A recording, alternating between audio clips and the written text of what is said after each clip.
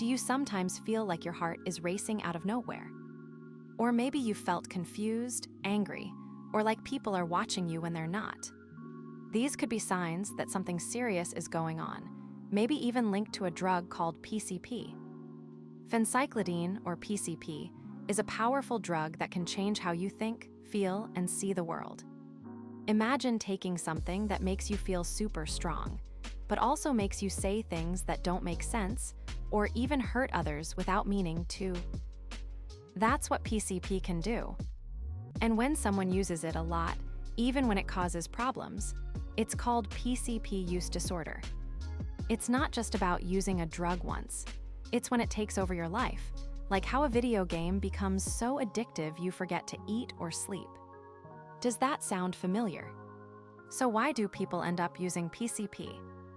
Think of your brain like a radio that plays different stations: happy, calm, alert. PCP messes up the signals. It was actually made in the 1950s as an anesthetic, something to numb pain during surgery, but doctors stopped using it because people woke up confused or hallucinating.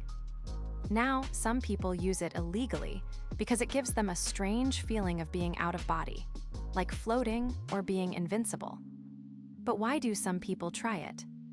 Often, it starts with curiosity or peer pressure, like when friends say, "Come on, just one try." Others might use it to escape stress, trauma, or depression, like how some people drown sorrows in alcohol. It's not about being weak. It's about pain, environment, and sometimes genetics. Imagine being stuck in a storm with no umbrella. PCP feels like a broken shelter to some. But the roots, they're usually deeper than just bad choices. Let's play a quick "What's Wrong Here" game. Imagine someone at a party suddenly starts shouting at the walls, thinking they're talking back.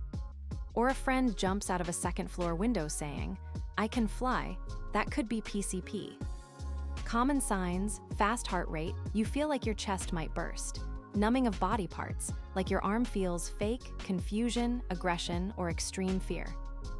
Some people laugh for no reason. Others become super strong, way stronger than normal, because the drug blocks pain and fear. There's also slurred speech, like being drunk but worse, and problems moving, like walking like a robot. Long-term use, memory loss, depression, or ongoing paranoia, like always thinking your phone is bugged. It's not just getting high, it can make people lose touch with reality. Have you ever seen someone act completely out of character? This might be why. How do doctors know if someone has PCP use disorder? It's not just a urine test, even though that can show the drug was used. Real diagnosis is about behavior.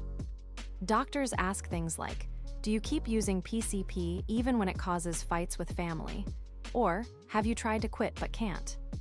It's like asking, does this habit control you? They use a guide called the DSM-5, which lists clear signs, like craving the drug, using more than planned, or failing to quit. Treatment first: safety.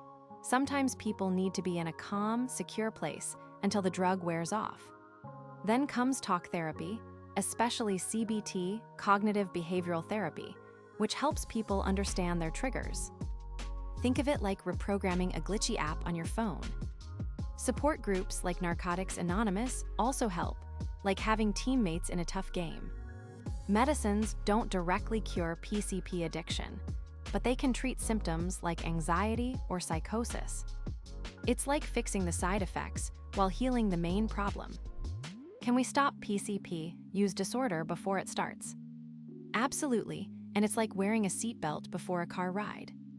Prevention starts with education. Kids and teens should know not just drugs are bad, but how PCP actually messes with the brain, like showing videos of real people who have suffered because of it. Strong relationships help too. If someone feels heard at home, they're less likely to escape into drugs. Schools can teach coping skills, how to say no to peer pressure, like practicing lines like, "Nah, I've seen what that does." Communities can provide fun, drug-free activities, sports, art, music. For those already struggling, early help is key. If a friend seems off, don't laugh it off, ask, "Hey, are you okay?" Sometimes, one caring question can pull someone back from the edge. Science hasn't given up. Recent research is looking into how PCP affects brain chemistry, especially a chemical called glutamate, which is like a messenger for learning and memory. Some studies are testing new medicines that block PCP's damage without harming the brain. Others use virtual reality to train people to resist drug cravings, like practicing real-life refusal scenarios in a safe space. Researchers are also exploring how genetics play a role, who's more at risk, and tailoring treatments like personalized therapy plans. There's even work on better detection methods, so doctors can spot use earlier. It's slow progress, but every study brings hope, like upgrading from a flip phone to a smartphone in the fight against addiction.